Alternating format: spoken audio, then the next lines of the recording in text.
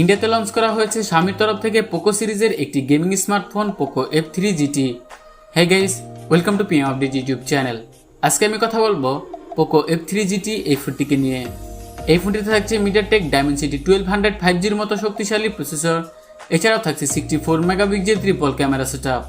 তো আপনাদের মাঝে আমি আজকে এই ভিডিওতে জানিয়ে দেব এই ফোনটির ফুল স্পেসিফিকেশন, বাংলাদেশে এই ফোনটির প্রাইস, বাংলাদেশে এই ফোনটি কবে পাওয়া যাবে। তো আপনারা অবশ্যই ভিডিওটি প্রথম থেকে শেষ অবধি দেখবেন, আশা করি ভিডিওটিকেও মিস করবেন না।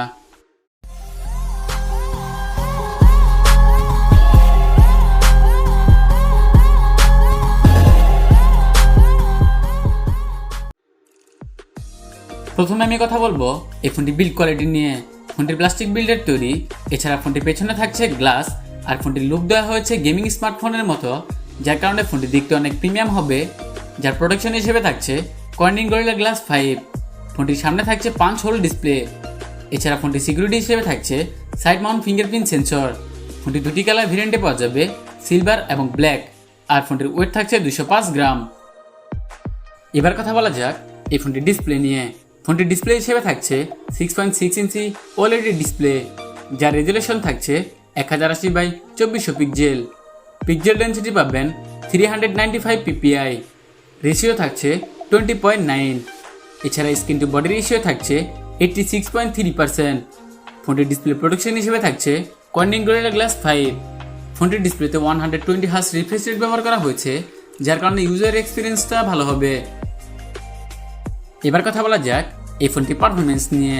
ফোনটির চিপসেট হিসেবে থাকছে মিডিয়াটেক ডায়মেনসিটি 1200 একটি 5G প্রসেসর, যা 6 ন্যানোমিটার দ্বারা তৈরি, যার ক্লক স্পিড থাকছে 3.0 GHz। এছাড়া ফোনটি রান করবে অ্যান্ড্রয়েড 11 MI 12.5 অপারেটিং সিস্টেমে। ফোনটিতে জিপিইউ হিসেবে থাকছে মালি G77 MC9। এছাড়া ফোনটি দুটি র্যাম রম ভেরিয়েন্টে পাওয়া যাবে, 6GB 128GB, 8GB 256GB, কিন্তু এখানে থাকছে না কোনো মাইক্রো SD কার্ড ব্যবহারের সুবিধা। এবার কথা বলা যাক এই ফোনটি ক্যামেরা সেটআপ নিয়ে। ফোনটি পেছনে থাকছে ট্রিপল ক্যামেরা সেটআপ, যার প্রাইমারিতে থাকছে 64 মেগাপিক্সেল, এছাড়াও রয়েছে 8 মেগাপিক্সেল আল্ট্রা ওয়াইড লেন্স এবং 2 মেগাপিক্সেল মাইক্রো সেন্সর। এছাড়া ফোনের সামনে থাকছে 16 মেগাপিক্সেল সেলফি ক্যামেরা। এই ফোনটি পেছনের ক্যামেরাতে সর্বোচ্চ 4K 30 fps ভিডিও রেকর্ড করা যাবে, যার সাথে থাকছে EIS। আর এই ফোনটির সামনে ক্যামেরাতে সর্বোচ্চ 1080p 30 fps ভিডিও রেকর্ড করা যাবে, কিন্তু এর সাথে থাকছে না কোনো EIS। এবার কথা বলবো এই ফোনটি ব্যাটারি নিয়ে। ফোনটি ব্যাটারি হিসেবে থাকছে 5065 mAh এর ব্যাটারি, যার সাথে থাকছে 67 ওয়াটের একটি ফাস্ট চার্জার।